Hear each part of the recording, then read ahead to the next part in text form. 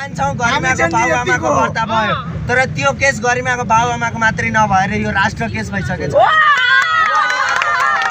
हामी राष्ट्रवादीसँग उहाँले वार्ता गर्नु पर्यो सरकारले वार्ता गर्नलाई सबै आम नागरिकसँग गर्नु पर्यो भन्ने हो तपाईहरु सबै आम नागरिकसँग गर्नु उहाँले वार्तामा पनि के भन्नुभएको छ 7 दिन समय दिनुहोस् हामी यसको बारेमा संशोधन गरेर अनि नयाँ केही कानुन ल्याउला वा केही गर्नु भएको छ अनि त्यो 7 दिनसम्म के 7 वटा रेप भइराख्ने आज फेरि बिहानै सप्तरीमा खुसी खातुन बहिनीको त्यहाँ बिहान हरायो दिउँसोसम्म लास फेला परिरहेछ के हो त्यो